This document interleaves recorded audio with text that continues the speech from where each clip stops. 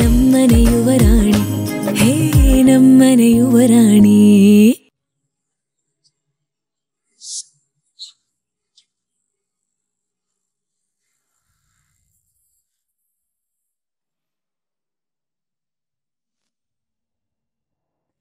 ಹೋಗ್ಬೇಕಾದ ಜಾಗಕ್ಕೆ ನಾವು ಕರೆಕ್ಟ್ ಟೈಮಿಗೆ ಹೋಗಬೇಕು. ಟೈಮ್ ತುಂಬ ಪ್ರೆಷಸ್ ಕಂದ.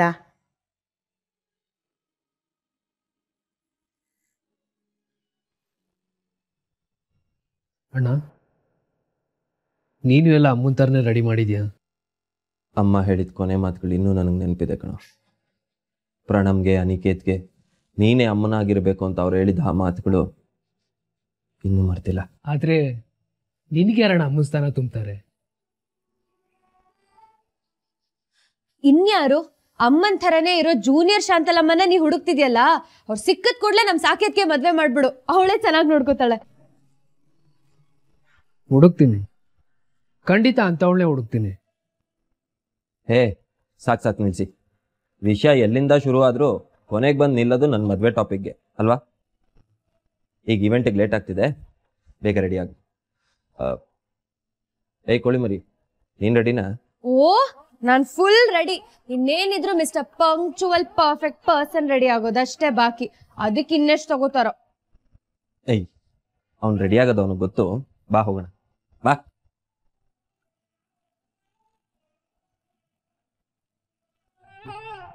ಹುಡುಕ್ತೀನಮ್ಮ, ಆದಷ್ಟು ಬೇಗ ನಿಂತರ ಹುಡುಗಿನೇ ಹುಡುಕ್ತೀನಿ. ಈ ವರ್ಷದಲ್ಲಿ ಅಣ್ಣನ ಮದುವೆ ಆಗ. ಓಹೋ, ಈ ವರ್ಷದ ನ್ಯೂ ಇಯರ್ ರೆಸಲ್ಯೂಷನ್ ಅಣ್ಣನ್ ಮದ್ವೆನಾ? ಇಷ್ಟು ದಿನ ಇಲ್ದೇ ಇರೋ ಅವಸರ ಈಗ ಮಾಡ್ತಿದ್ಯಾ ಅಂದ್ರೆ ಸಮಥಿಂಗ್ ಇಸ್ ರಾಂಗ್. ಏನ್ ರಾಂಗ್? ಲಂಡನ್ ಅಲ್ಲಿ ಯಾವ್ದೋ ಹುಡುಗಿನ ಇಷ್ಟಪಟ್ಟಿದ್ಯಾ ತಾನೆ? ಅಲ್ಲೆಲೆಲೆಲೆಲೆಲೆ, ನಿನ್ ಲೈನ್ ಕ್ಲಿಯರ್ ಆಗೋದಕ್ಕೆ ಅಣ್ಣನ್ ಮದ್ವೆ ಮಾಡೋದಕ್ಕೆ ಹೊರಟಿದ್ಯಾ? ಕಳ್ಳ.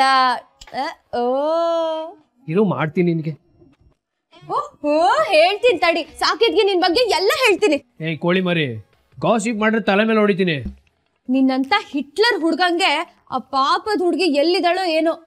ನೋಡು, ಅಣ್ಣಂಗೆ 60 ಗುಣಗಳ ಲಿಸ್ಟ್ ಮಾಡೋ ನೀನು, ನಿನಗಂದ್ರೆ 160 ಗುಣಗಳ ಲಿಸ್ಟ್ ಮಾಡಿರ್ತೀಯ. ನಿನಗ್ ಹುಡ್ಗಿನೇ ಸಿಗಲ್ಲ ಕಣೋ. ಇಲ್ಲೇ ಮಾಡ್ತೀನಿ. ನನಗೆ ಹುಡುಗಿ ಸಿಗ್ತಾಳೆ ಇಲ್ಲೋ ಗೊತ್ತಿಲ್ಲ, ಆದ್ರೆ ನಿನ್ನನ್ನು ಕಟ್ಕೊಳ್ಳೋ ಹುಡುಗನ್ನ ಆ ದೇವ್ರೇ ಕಾಪಾಡ್ಬೇಕು.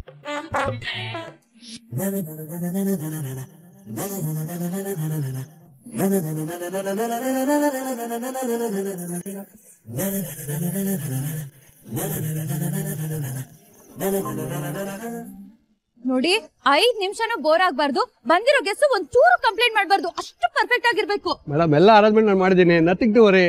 ಆಮೇಲೆ ಸ್ಟೇಜ್ ಲೈಟಿಂಗ್ಸ್ ಎಲ್ಲ ನೋಡ್ಕೊಂಡಿದ್ದೀರಾ? ನೋಡಿದ್ದೀನಿ madam. LED screen display super ಆಗಿದೆ ಮೇಡಮ್. ಬ್ಯಾಕ್ ಗ್ರೌಂಡ್ ಎಲ್ಲ ಸೆಟ್ ಮಾಡಿ ಇಟ್ಕೊಂಡಿದ್ದೀರಾ ತಾನೇ? ಮಾಡ್ಸಿದ್ದೀನಿ ಮೇಡಮ್. ಗೆಸ್ಟ್ ಗಳು ಬಂದಾಗ LED ಸ್ಕ್ರೀನ್ ಕರೆಕ್ಟ್ ಆಗಿ ಓಪನ್ ಆಗ್ಬೇಕು, ಅವ್ರು ಹೊರಡುವಾಗ ಕರೆಕ್ಟ್ ಆಗಿ ಕ್ಲೋಸ್ ಆಗ್ಬೇಕು. ಬೇರೆ ಟೈಮಲ್ಲಿ ಎಲ್ಲ 25th ಆನಿವರ್ಸರಿ ಅಂತ ದೊಡ್ಡದಾಗಿ ಕಾಣಿಸ್ತಿರ್ಬೇಕು.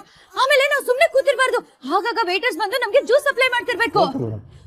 ಆಮೇಲೆ ಅಯ್ಯೋ ದೇವ್ರೆ, ಕೇಟರಿಂಗ್ ಸರ್ವಿಸಸ್ ಮಾಡಿದ್ದೀನಿ ಮೇಡಮ್, ಎಲ್ಲ ಬಂದಿದೆ. ಅಂಕಲ್, ಆ ಫ್ಲವರ್ ಡೆಕೋರೇಷನ್ ಅಲ್ಲೆಲ್ಲ ಆಗಿದೆಯಲ್ಲ, ಅದೆಲ್ಲ ಕರೆಕ್ಟ್ ಆಗಿ ಆಗಿದ್ಯಾ? ಮೇಡಮ್, ಎಲ್ಲ ನಾನು ಕರೆಕ್ಟ್ ಆಗಿ ಮಾಡಿದ್ದೀನಿ, ಟೆನ್ಷನ್ ಮಾಡ್ಕೊಂಬೇಡಿ, ಆರಾಮಾಗಿ ಕೂತ್ಕೊಂಡು ಪಾರ್ಟಿ ಎಂಜಾಯ್ ಮಾಡಿ.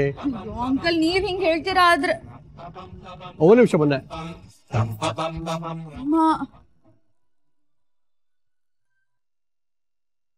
ಹಲೋ ಅಮ್ಮ. ಮೀರಾ, ಮನೇಲಿ ಮಾಡೋ ಮಂಗನಾಟ ಅಲ್ಲಿ ಮಾಡ್ಬೇಡ. 10 ಜನ ದೊಡ್ಡ ವ್ಯಕ್ತಿಗಳು ಬಂದಿರ್ತಾರೆ, ಸ್ವಲ್ಪ ಗಂಭೀರವಾಗಿ ನಡ್ಕೋ. ಗಂಭೀರವಾಗೇ ಇದ್ದೀನಮ್ಮ. ನೋಡು, ಸಾಕೇತ್ ಅನಿಕೇತ್ ಅಂತ ಏಕವಚನದಲ್ಲಿ ಮಾತಾಡ್ಬೇಡ. ಸೊಸೈಟಿನಲ್ಲಿ ಅವ್ರಿಗೆ ಆದ ಗೌರವ ಇದೆ. ಏನು ಕೆಲಸ ಮಾಡದೆ ಒಂದ್ ಕಡೆ ತಪ್ಪು ಕೂತ್ಕೊಂಡಿರೋ, ಅರ್ಥ ಆಯ್ತಾ? ಹ್ಞೂ ಅಮ್ಮ, ಬಂದಾಗ್ಲಿಂದ ಒಂದ್ ಕಡೆ ಚೇರ್ ಹಾಕೊಂಡು ಸುಮ್ನೆ ಕೂತಿದ್ದೀನಿ, ಎಲ್ಲೂ ಓಡಾಡ್ತಿಲ್ಲ. ಬೇಕಿದ್ರೆ ಪ್ರಣಮ್ನೆ ಕೇಳು. ನಿನ್ ಗುಣ ನನ್ಗೆ ಗೊತ್ತಿಲ್ವೇನೆ? ಹಾಗಲ್ಕಾಯಿಗೆ ಬೇವಿನಕಾಯಿ ಸಾಕ್ಷಿ ಅಂತೆ. ಕಾಲಿಗೆ ಚಕ್ರ ಕಟ್ಕೊಂಡು ಅಲ್ಲಿ ಇಲ್ಲಿ ಓಡಾಡ್ತಿರ್ತೀಯ ಅಂತ ನನಗ್ ಚೆನ್ನಾಗ್ ಗೊತ್ತು. ನೋಡೋ, ನಾನು ಹೇಳ್ದಷ್ಟು ಕೇಳೋ, ಸುಮ್ನೆ ತೆಪ್ಪು ಕೂತ್ಕೊಂಡಿರೋ. ಹಲೋ ಅಮ್ಮ, ಒಂದ್ ನಿಮಿಷ, ಸರಿಯಾಗಿ ಕೇಳಿಸ್ತಿಲ್ಲ, ಇಲ್ಲಿ ಸೌಂಡ್ ಜಾಸ್ತಿ. Hello hello hello hello uncle, sound system ಅದೆಲ್ಲ ಕರೆಕ್ಟ್ ಆಗಿದ್ಯಾ? ನಾವು ಪರ್ಫಾರ್ಮ್ ಮಾಡುವಾಗ ಗಿಜಿ ಗಿಜಿ ಗುಜು ಗುಜು ಅಂತ ನಮಗ್ ಕೇಳಿಸ್ಬಾರ್ದು.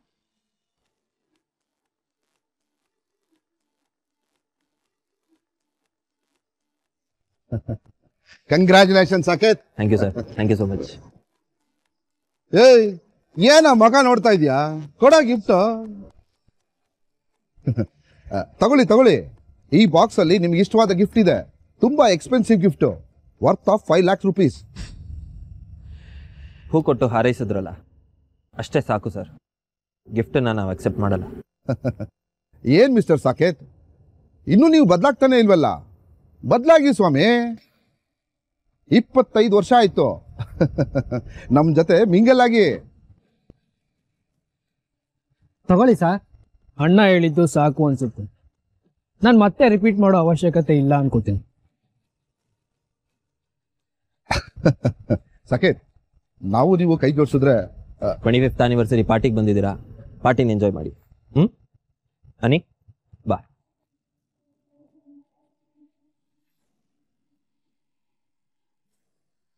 ಅರೆ ಶ್ಯಾಮರಾವ್ ಅಂಕಲ್, ಹಾಯ್ ಸರ್, ಹೇಗಿದ್ದೀರಾ? ನಮ್ಮನೇಲಿ ಏನಾದ್ರೂ ಫಂಕ್ಷನ್ ನಡೆದ್ರೆ ಒಂದ್ ದೊಡ್ಡ ಬೊಕ್ಕೆ ಗಿಫ್ಟ್ ಇಟ್ಕೊಂಡ್ ಬಂದ್ಬಿಡ್ತೀರಾ. ವಿಶ್ ಮಾಡಿ ಖುಷಿಯಾಗಿರೋದ್ ಬದಲು ನಿಮ್ ಡೀಲ್ ಬಗ್ಗೆ ಮಾತಾಡಿ ನಮ್ ಸಾಕಿತ್ ಸರ್ ಮನ್ಸನ್ನೇ ನೋವು ಮಾಡ್ತೀರಾ. ನಮ್ ಬಾಸು ಕೆಲಸದವ್ರ ಜೊತೆ ಎಲ್ಲ ಮಾತಾಡಲ್ಲ. ನೋಡಿ ನಂಗೂ ನಿಮ್ನ ನೋಡಿ ಬೇಜಾರಾಗ್ಬಿಟ್ಟಿದೆ. ಅದಕ್ಕೆ ನಾನ್ ನಿಮ್ಗೊಂದ್ ಸಜೆಷನ್ ಕೊಡ್ತೀನಿ. ನಾನ್ ಹೇಳ್ದಾಗ ನೀವ್ ಕೇಳ್ಬಿಟ್ರೆ ಶಾಂತಲ ಮೀಡಿಯಾದಲ್ಲಿ ಡೀಲ್ ಗಿಟ್ಟಿಸ್ಕೊಳ್ಳೋದು ಚಿಟ್ಕೆ ಹೊಡೆಯೋಷ್ಟು ಸುಲಭ ಆಗ್ಬಿಡುತ್ತೆ. ಏನಮ್ಮ, ಏನ್ ಮಾಡ್ಬೇಕು ಹೇಳು? ಮಾಡೋದೇನು ಇಲ್ಲ ಸರ್, 2 ಗುಣ ಇರ್ಬೇಕು. ಒಂದು ಒಳ್ಳೆ ನಿಯತ್ತು, ಇನ್ನೊಂದು ಒಳ್ಳೆ ಉದ್ದೇಶ. ನಮ್ ಸಾಕೇತ್ ಸರ್ನ ದುಡ್ಡಲ್ಲಿ ಅಳಿಯೋದಕ್ಕಾಗಲ್ಲ. ಪ್ರೀತಿ, ವಿಶ್ವಾಸ, ನಂಬಿಕೆಗೆ ಕರ್ಗೋ ಮನ್ಸು ಅವ್ರದು.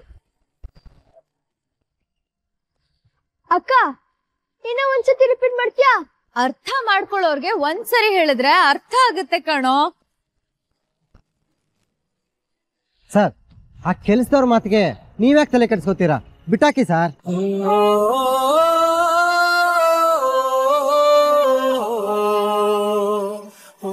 ಯಾಕೆ ಕೆಲ್ಸದವ್ರು ಸತ್ಯ ಮಾತಾಡಲ್ವಾ?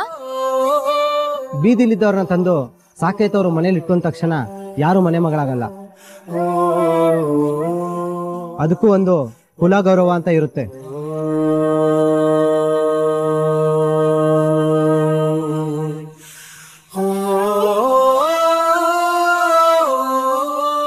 ಈ ಕೆಲ್ಸದವ್ರ ಮಾತಿಗೆಲ್ಲ ತಲೆನೇ ಕೆಡಿಸ್ಕೊಳಕ್ ಹೋಗ್ಬೇಡಿ ಸರ್.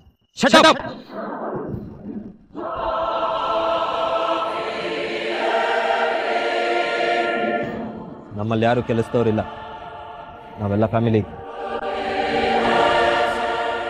ಮಾತಾಡೋದಕ್ಕೂ ಮುಂಚೆ ಯಾರ ಬಗ್ಗೆ ಮಾತಾಡ್ತಿದ್ರೋ ಅನ್ನೋ ಪ್ರಜ್ಞೆ ಮೈ ಮೇಲೆ ಇರಬೇಕು. ಸರ್, ಆ ಹುಡುಗಿ ನಮ್ಮ ಬಾಸ್ಗೆ ಬಾಯಿ ಬಂದಂಗೆಲ್ಲ ಮಾತಾಡಿದ್ರೆ ಅದೆಲ್ಲ ಕೇಳ್ಕೊಂಡು ಸುಮ್ಮನೆ ಇರಕ್ಕಾಗುತ್ತಾ ಸರ್? ಅವಳು ಬಾಯಿಗೆ ಬಂದಾಗ ಮಾತಾಡಿಲ್ಲ, ಬುದ್ಧಿ ಮಾತು ಹೇಳ್ತಿದ್ಲು. ನಿಮ್ಮಂಥವ್ರ ಜೊತೆ ಬಿಸ್ನೆಸ್ ಮಾಡೋದಕ್ಕೆ ನಮಗಿಷ್ಟ ಇಲ್ಲ.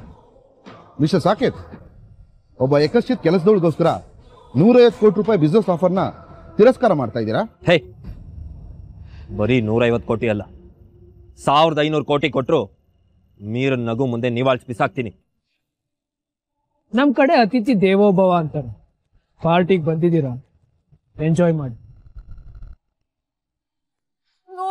ನೋಡ್ದೇನೋ ಹೇಗ್ ಮಾತಾಡ್ತಾರೆ ಅಂತ. ನಾನೇನಾದ್ರೂ ತಪ್ಪು ಮಾತಾಡದ್ನ?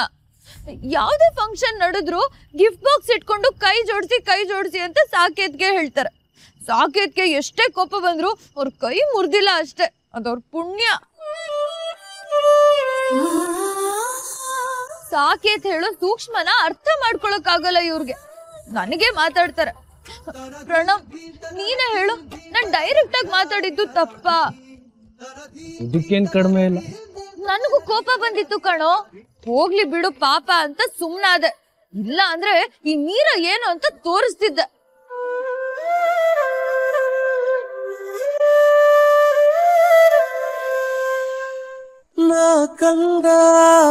ಬೆಳಕೆ ಬೇರೆ. Hello Jhansi Rani. Action ತಕ್ಕಾಗೆ reaction ಇದ್ದೇ ಇರುತ್ತೆ. ನೀನು ಒಂದು ಮಾತಾಡಿದ್ರೆ 2 ಮಾತನ್ನ ಅನ್ಸ್ಕೊಳ್ಳೋದಕ್ಕೆ ಮೆಂಟಲಿ ಫಿಕ್ಸ್ ಆಗಿರ್ಲಿ. ಯಾರೋ ಏನೋ ಹೇಳಿದ್ರು ಅಂತ ಇಲ್ಲಿ ಬಂದು ಅಳ್ತಾ ಕೂತಿದ್ಯಲ್ಲ, ತಲೆ ಸರಿ ಇದೆಯಾ ನಿನ್ಗೆ? ನಾನೇನೋ ಅವ್ರಿಗೆ ಅವಮಾನ ಮಾಡಿಲ್ಲ, ಇರೋದನ್ನ ಇದ್ದಂಗೆ ಹೇಳ್ದೆ. ಅದಕ್ಕೆ ಯಾಕೆ ಅವ್ರ ಕೆಂಡ ನಂಗೆ ಕೋಪ ಮಾಡ್ಕೊಂಡು ಬಾಯಿಗೆ ಬಂದಂಗೆ ಬೈಬೇಕು? ನಿನಗೆ ಸರಿ ಅನಿಸಿದ್ದು ಅವ್ರಿಗೂ ಸರಿ ಅನಿಸ್ಬೇಕು ಅಂತ ರೂಲ್ಸ್ ಏನಿಲ್ವಲ್ಲ. ಅವ್ರಂದ್ರು ನೀನು ಅನ್ನಿಸ್ಕೊಂಡೆ, ಅಲ್ಲೇ ಸರಿಯಾಗಿ ರಿಪ್ಲೈ ಕೊಡ್ಬೋದಿತ್ತಲ್ವ. ಮನೇಲಿ ನೋಡಿದ್ರೆ ಒಳ್ಳೆ ಹೆಣ್ಣುಲಿ ಆಡ್ದಂಗೆ ಆಡ್ತೀಯ. ಆಚೆ ಬಂದರೆ ಇಷ್ಟೇನಾ ನಿನ್ನ ಧೈರ್ಯ, ಇಷ್ಟೇನಾ ನಿನ್ನ ಶೌರ್ಯ?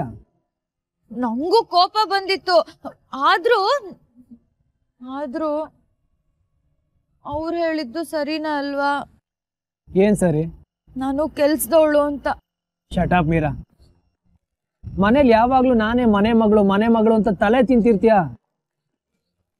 ಈ ಮನೆ ಗಡಿಗಾಲ ಹಾಕಿದ್ ನಾನು, ಈ ಮನೆ ಮಹಾಲಕ್ಷ್ಮಿ ನಾನು ಅಂತ ಕಿರ್ತಾ ಇರ್ತೀಯ. ಹೌದು ಕಣೋ, ನೀನ್ ಹೇಳಿದ್ದು ರೈಟು. ಆ ಮನೆಗೆ ಅಡಿಗಲ್ ಹಾಕಿರೋದು ನಾನು. ಅದಕ್ಕೆ ತಾತ ನನ್ಗೆ ಮನೆ ಮಗಳು ಮಹಾಲಕ್ಷ್ಮಿ ಅಂತ ಹೇಳ್ತಾರ. ಗೊತ್ತಿದ್ಮೇಲೆ ಕೆಲಸದವಳು ಒಂದವ್ರ ಮುಖದಲ್ಲಿ ನೀರು ಇಳಿಸ್ಬೇಕಿತ್ತೆ ಹೊರತು ನಿನ್ ಕಣ್ಣಲ್ಲಿ ಯಾಕೆ ನೀರು ಇಳಿಸ್ತಾ ಇದೆಯಾ? ಹೌದಲ್ವನೋ? ಎಲ್ಲದಕ್ಕೂ ಹೌದಲ್ವೇನೋ ಅಂತ ರಾಗ ಎಳಿಬೇಡ. ಧೈರ್ಯ ಇಲ್ಲ ಅಂದ್ಮೇಲೆ ಸುಮ್ಮನೆ ಇರಬೇಕು. ಇಲ್ಲ ಅಂದ್ರೆ ಈ ಮನೆ ಮಗಳು ಅನ್ನೋದನ್ನ ಅರ್ಥ ಮಾಡಿಸ್ಬೇಕು. ಈ ಮನೆ ನಂದು, ಈ ಆಫೀಸ್ ನಂದು, ಇಲ್ಲೇನೇ ಕೆಲಸ ನಡಿಬೇಕು ಅಂದ್ರೂ ನನ್ನ ಪರ್ಮಿಷನ್ ಬೇಕು ಅಂತ ಕಡ್ಡಿ ತುಂಡಾಗೋ ಹಾಗೆ ಹೇಳ್ಬೇಕು. ಆಗ ಅವರೇ ಬಾಯಿ ಮುಚ್ಕೊಂಡಿರ್ತಾರೆ. ಸಾಕು.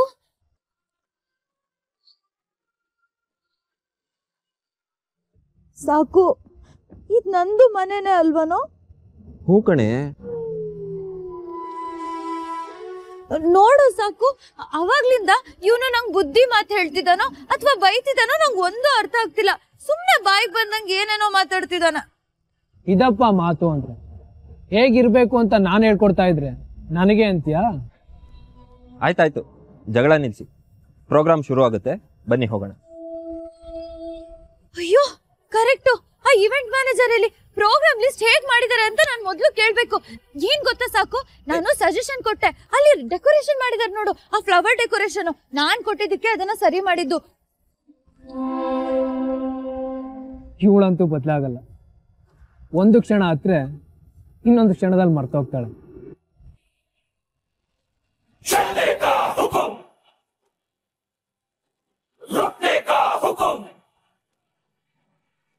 जिंदगी पे हुकुम,